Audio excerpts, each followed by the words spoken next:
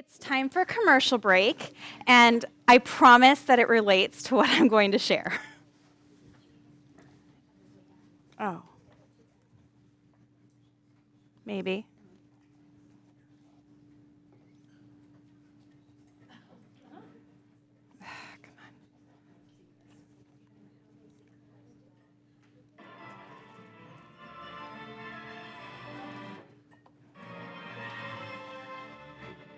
And we covered it February 3rd, 2016. Talk to farmers. We know a thing or two because we've seen a thing or two. We are farmers. I knew if I didn't let the song finish, you would finish it for me, so. Okay, the reason I show you this is because this happened to me. Not with my dogs, although it could have, because my dogs cause trouble like that.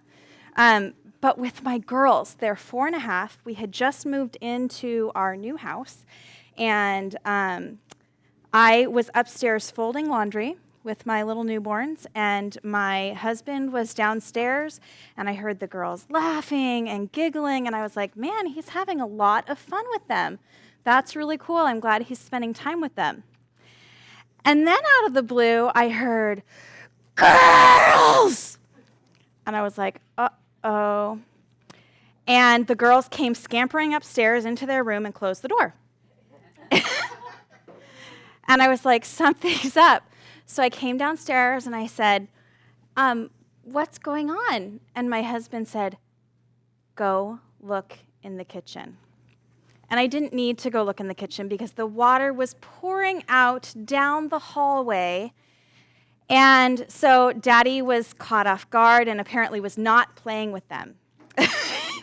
He just heard them laughing and thought that everything was okay. And of course, my mom radar is like, if they're laughing like that, something's going on. They had taken the new refrigerator water spigot and pushed the button, and they were filling up the kitchen to have a swimming pool. And they were sopping wet. I mean, sopping wet. I could see their wet footprints up our carpeted stairs, so wet. And they were just slipping and sliding all over. I mean, there was a good inch of water on our hardwood floors. And so I had to come up with a way, how do you deal with this, right? Daddy's kind of gone off the deep end, can't handle this right now. We need to give him a little break. And so I had to figure out, how am I going to talk to my girls about what happened and help give them meaning for what they did so that they can understand what the consequences of their choices are. And so I went upstairs and I asked the girls, I went downstairs and I saw a lot of water all over the floor. Well, yeah, Mommy, we make a swimming pool. Yeah, I see that you made a swimming pool, but did you know that water can get onto the floor and there's little tiny cracks and it goes down through the little cracks and it gets underneath and it gets trapped under there. And when you leave water in one place for a really long time, it can cause mold. And they know about mold because we had just moved and had the mold removal guy come, and so they know that's not good. And now Daddy has an extra job to do. He's downstairs trying to clean up all the water and wring up the towels, and now we have extra laundry because the towels are all wet, and so we've got to do the laundry, and we don't really have time to do that because you need to get to Mimi's house. And so there's a lot of things that are really a problem, and you could just see their faces change from, we made a swimming pool, to, oh.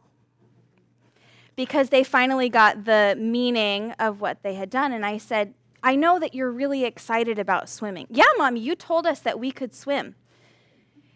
Yes, I did tell you that you could swim in the summer outside with our swimming pool. But right now it's not summer, it's January. And it's very cold, so we can't set up the pool right now because if you got into the water outside, your body would feel very cold. So we're going to have to wait a little while to swim outside. Yeah, Mom, you never let us swim in the winter. You never let us swim. And I said, well, we're going to have to think of a different way besides building our own swimming pool in the kitchen because that causes a big mess and lots of problems. Where else could you swim? And I gave it back to them to solve the problem, which they decided they could swim in our new big jacuzzi tub in my bathroom, the master bathroom, and just put on their swimsuits in the middle of winter, which was fantastic. And now they have not made another swimming pool in the kitchen since then. And they make sure to get their own towel and clean up if they spill water from the refrigerator.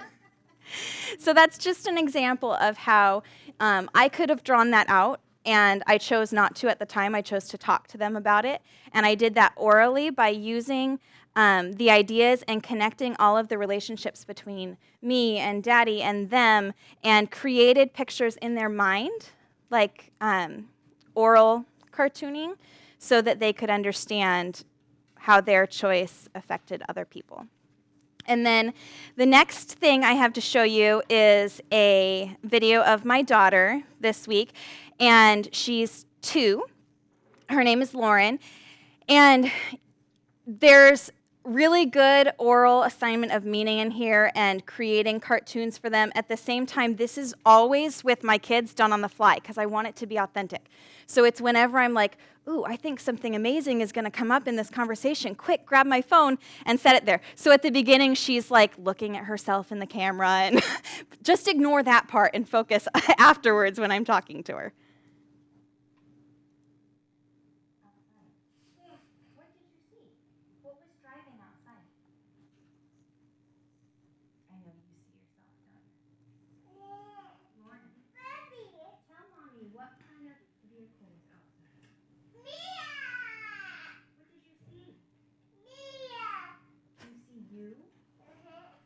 Mommy has the camera on. Yeah. Did you see the bus? Yeah. What does the bus do? Oh, really? Did you know that in the morning the children go and wait on the side of the road? This is where it starts, and I want you to notice that her attention changes from what's happening on the phone to on my phone. What's happening there to what I'm saying and creating for her.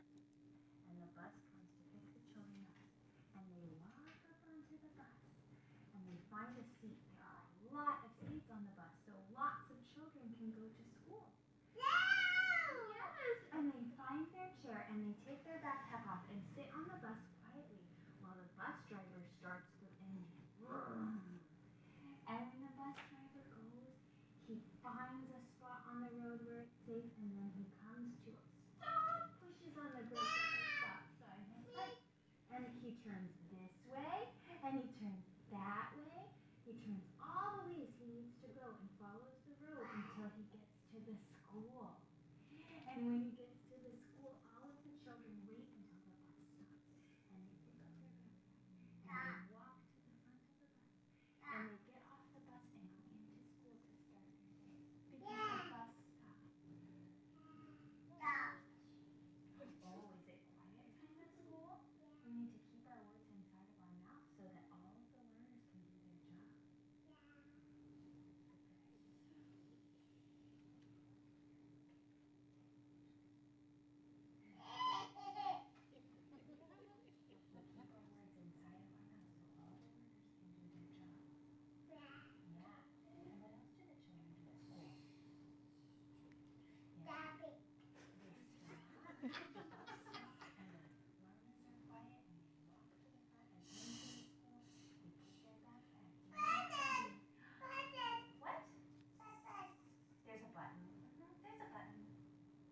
And like most 2-year-olds, short-lived, right? But you can see the wheels turning, and where her eyes almost look like they're glossed over, but she's thinking in her head and making pictures. And as soon as she gets the picture, she tags it with her own language, the part that she understands. So I've got an idea of the things that she knows about a bus. You can see her eyes like thinking, and you can see her creating that mental image in her head while I'm talking. And I'm overlapping the agents, that the bus driver, the students on the bus, we are the people who see the bus and what they do, what their function is, why they're riding the bus, which is to go to school. And all of that is creating meaning for both of them. And then we talked with her brother about the song, The Wheels on the Bus, which is his favorite song. and about how the wheels go around and they move across the pavement to make the bus move forward. And the wheel is called a circle, and because it has no sharp edges, it's easy for it to roll. That's how we went further with her brother. Do you want to add anything? What the process is that you assign the meaning, okay, within context, within the event. We've got a couple of kids here that, are looking at their sisters going to school, them going to school, riding the bus, that type of thing, trying to figure out how they fit into that picture. And as you assign meaning, they put that into the context. Those creates the relationships. The first basic relationships all kids learn are agent, action, object. So if you're working with those severely impacted kids, the really young kids, okay, if you're working with either of those populations, you should have a person, multiple people, doing something within an event. Because if you don't, you're probably way too high. And what Okay. I'll add to this, although I can't show the one of my son, is that he, you would say developmentally in our realm, is lower than his sister and has less language, is the way that we talk about it. And while I'm orally cartooning for him, he imitates my words much more than she does. She's giving me her own language, like when I say the bus drives to the school and all the children get off, and she says, shh. Right? That's her interpretation of what we're talking about and her connection to what she knows about school and what we need to do there. Caleb, on the other hand, he just imitates my words. So when I tell him the wheels on the bus go around and around, they are made out of a circle. He just says circle instead of something like the bus goes or something like that. He's not adding to, he's mimicking. But I still use the same oral cartooning with him and the rich language and the relational language because that will move him up over time and has a lot. Yeah, and the other thing that's moved him up has been the hand-over-hand writing. They've been drawing and writing since he was 9 months, and they're doing it hand over hand. And we do have maybe we can show that at the October Yes. one. But there is a hand over hand where he's holding a pencil and they're doing that. The brain develops the inside out. When you work on the outside, you don't develop the inside. Okay? So in our Western Psych model of all kinds of people working with kids, especially the severely impacted, you have the physical therapist, they're doing the gross motor. You have occupational therapists, they're doing the vocational occupational thing. You have the speech therapist doing speech, unfortunately. It's very seldom language, unfortunately. You have the gen ed teacher that wants the academics. You have the SPED teacher who wants the behavior and academics. You have the behaviorist who wants the behavior. You have the attorney that wants the relationship with the child's guardian and or be the guardian. You've got all these different people, and they're all working kind of in silos, okay? So the learning system of the child crosses all of those professions, all those disciplines, which means that what we know about learning should be something that all of us as specialists, as professionals need to know about. We need to know how kids learn. And when we do, then what happens is that instead of doing random movements of the mouth for speech or movements of the body for gross motor, we think inside, outside, that's how the brain develops. And so we're going to go inside with this kid. We're going to get them in a posture, a position that's more internal. Put the hand up, separate the shoulder by putting that pencil in, and we start drawing and writing and start creating those shapes, just like we would talking to an infant. Okay, you don't wait till the kid's grown up to talk to them. You start writing with them right away. You start drawing with them right away. And those of you who are severely impacted, if you're not using writing, you're not getting the best bang for your buck. Okay, you need to get that writing going, even if it's hand over hand, because that's what, in our human development of our brain, that's what connects that visual motor system to our thinking, and that's what raises the cognition. Does that make sense a little bit?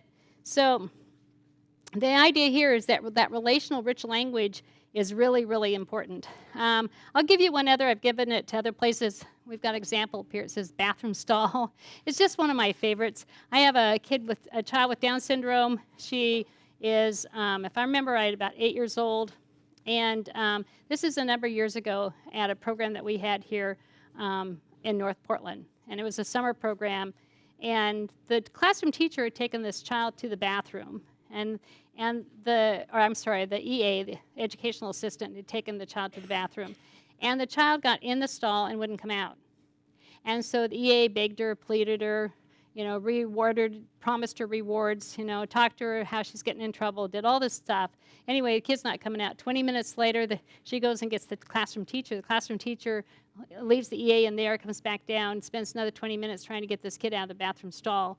They then come to the office, and I was down in the office. They said, would you come and do something? We got to get her out of the bathroom stall. And I'm sitting there thinking, okay, what am I going to do? Am I going to crawl under the bathroom stall, hold the paper down here, draw where she can see it? And that's what I was thinking I might have to do. I might have to actually take that paper and go down and draw underneath the stall. But I thought, well, we're going to use that oral language first to see if I can make a picture out of that relational language. And so that's what I did. I actually went in and I said something like, Loretta, I can't see you because I can't see you, then I can't see you do your work. When you go to walk to your classroom and you do your work, then you can finish your work. When you finish your work, you're going to get on the bus and go home.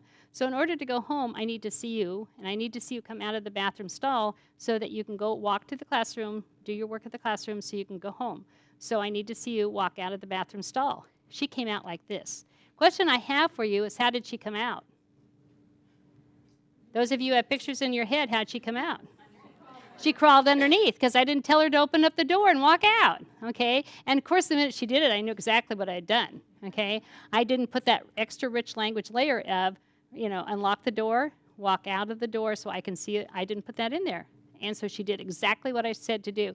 So then I had to talk to her with relational language all the way to her room and explain to her that I'd be back as a half-day program. I'd be back at noon.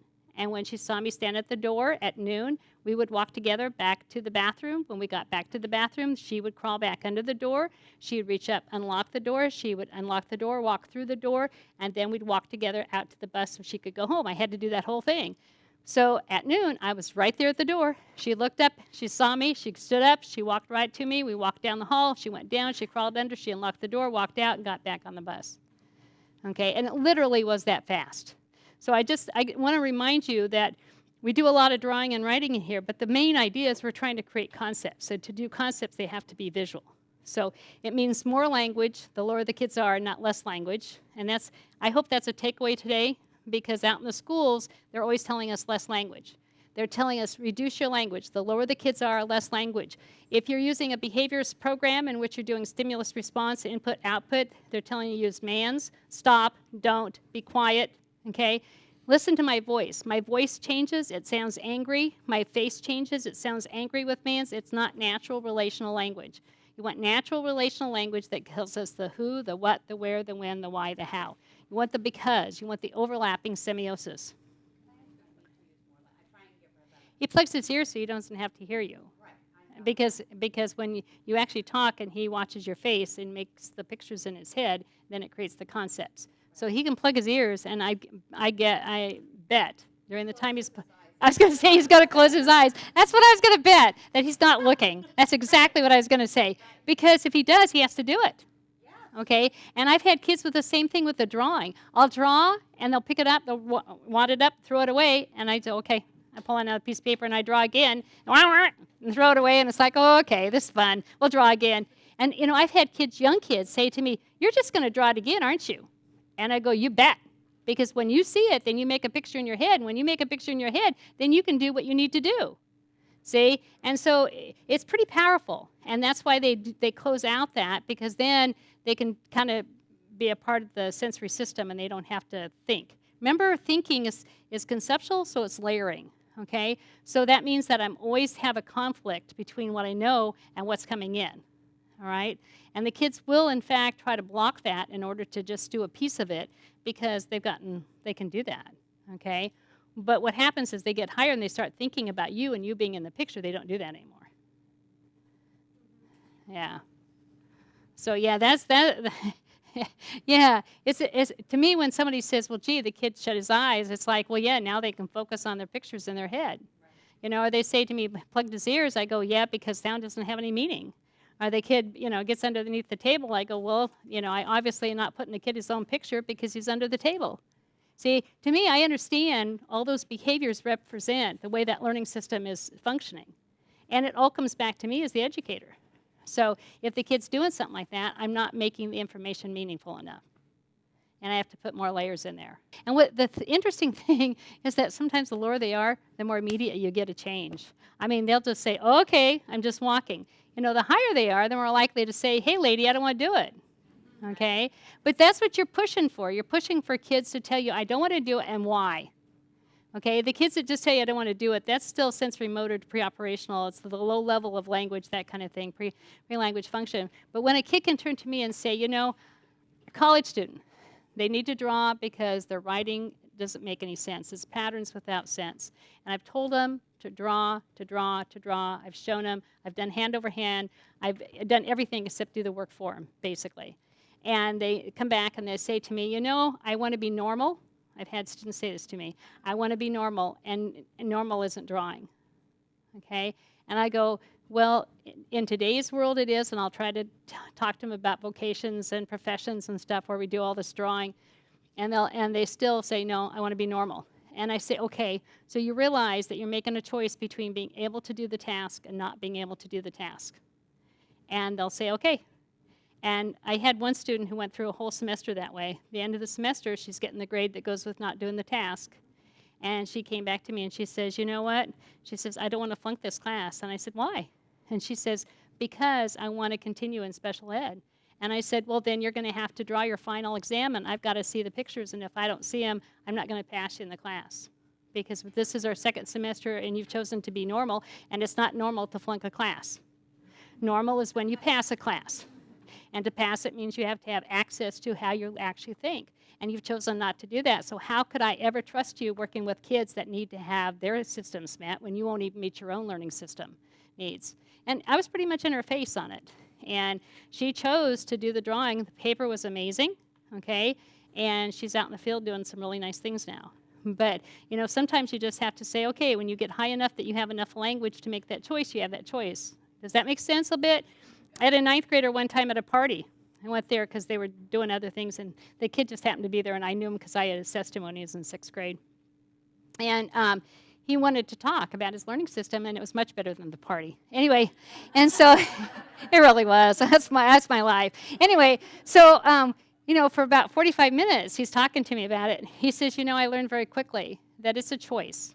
I can choose to learn and use my own learning system, and I can choose to draw, or he says, I can choose to take my D. And he says, D still allows me to pass, but it doesn't allow me to meet my goals. And I said, well, what are your goals? And he says, well, right now I want to go to college. And he says, well, you got to have good grades. He says, I know. When I draw, I can get my A's and B's. When I don't draw, I can't get my A's and B's. And I said, well, then you better always choose to do that. And he says, that's what I'm doing. And so we had this really nice conversation about it. At that point, you have lots of language, and you can make choices, okay? Our young kids and our itty-bitties, they don't have choice. And so we bring the system to them, and we help them do it. And that's why we do hand over hand, okay? Because they don't have a choice. They pull back. That means that they're not choosing not to do it. They pull back because it's sensory-wise, they don't understand how to make concepts out of that hand. When I take that hand and hang on to it and put it back on the paper and we make the concept, there's no more tactile defensiveness. It goes away, okay? The bottom line is you're moving up into the brain. Higher you get in the brain, the easier it is for the kids.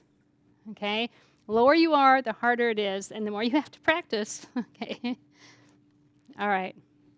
So what this comes down to is we're going to do a neuroeducation translation. That's what we're doing. That's what all you guys are doing, no matter what profession you're in, is that you're translating the neuroscience, the cognitive psych, and the language. And we're actually trying to take all of that information through those 4 levels of learning.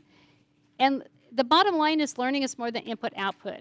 I hope that you take that away today, too, is that when somebody says to you, we're working on learning, you know, we're going to learn vocabulary, you say to them, well, you know, what level of learning is that? Are you giving them the vocabulary to memorize and spit it back out and write, you know, because if you are, what about the thinking that goes with those vocabulary words? See, that's your 3rd level.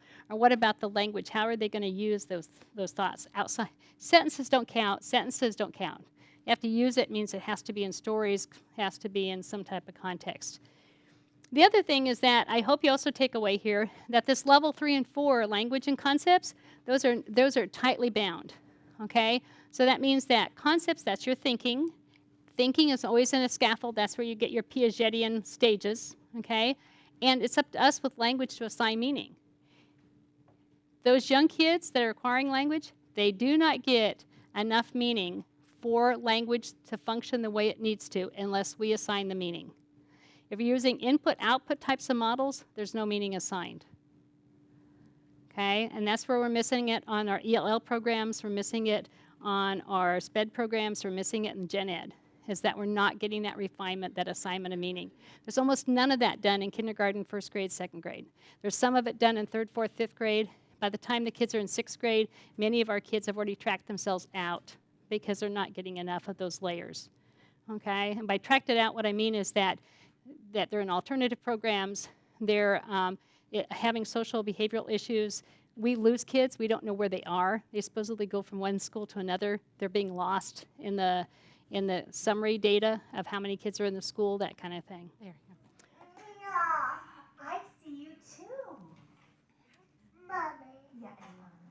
Did you see the bus today? What did the bus do? Was the bus driving around the circle? Yes, the bus was moving. The wheels were going around and around. The children were being quiet, so the bus driver See them could hear. build that pattern. The bus driver needs to hear if there is a train. I'm assigning the meaning and making the connections. Or if the children need help. I see the other cars. Do you see other cars? Lots of different kinds of cars, and they're all going different places, but the bus takes all the children to the same place. They all go to school.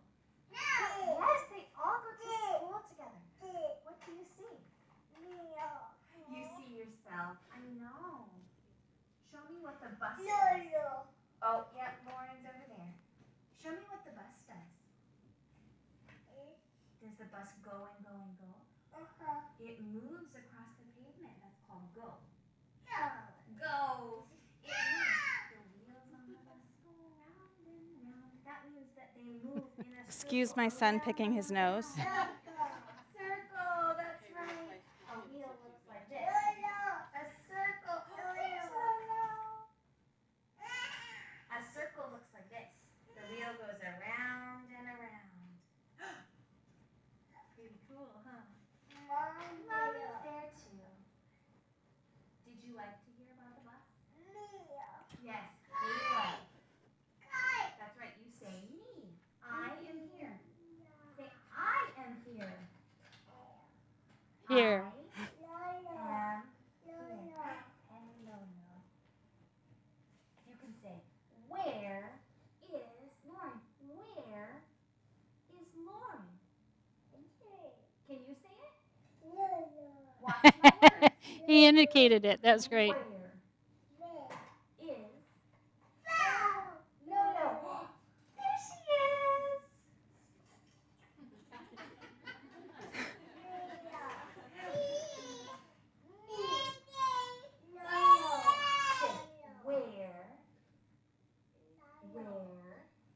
Where is, can you try all three ideas? Where is Lauren?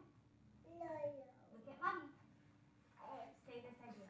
Where is Lauren? She's right there. She is right there. Hi. Are you waving to Lauren? Caleb is waving to Lauren. Look at you. You move your fingers up and down, and that's a wave. I see Lauren. Okay. All right, so let me put a little bit of meaning on it. So what Caleb is doing is that he's not processing anything that she says about the bus. There is no bus. He can't see a bus. There is nothing of a drawing of a bus. That's just not being processed. Okay? And so what is being processed, though, is what he can see, and those agent action object, which Mommy and Lauren, or Lolo, they call her, okay? And what they're doing, they're sitting there in the seat, they're looking, okay? Those are the basic relationships. So it's almost like an assessment. You know exactly where the child is, and then you say, okay, so if we're going to talk about the bus, guess what? We're going to need the cartoon, okay?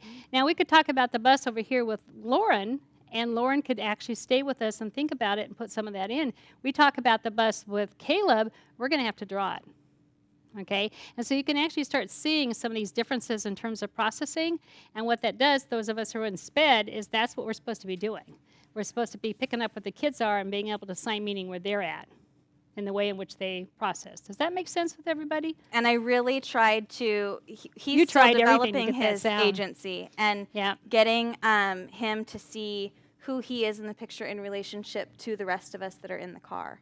So once I knew we were off the bus and that was going nowhere fast, I switch.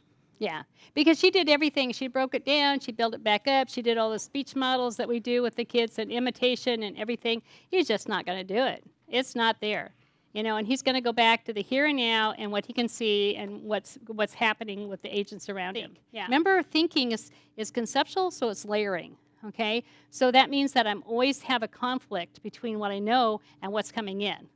All right, and the kids will, in fact, try to block that in order to just do a piece of it because they can do that. Okay, but what happens is they get higher and they start thinking about you and you being in the picture. They don't do that anymore. Yeah. So yeah, that's that. Yeah, it's to me when somebody says, "Well, gee, the kid shut his eyes," it's like, well, yeah, now they can focus on their pictures in their head. You know, or they say to me, "Plugged his ears." I go, "Yeah, because sound doesn't have any meaning." Or the kid, you know, gets underneath the table. I go, "Well, you know, I obviously am not putting the kid his own picture because he's under the table." See, to me, I understand all those behaviors represent the way that learning system is functioning, and it all comes back to me as the educator. So if the kid's doing something like that, I'm not making the information meaningful enough.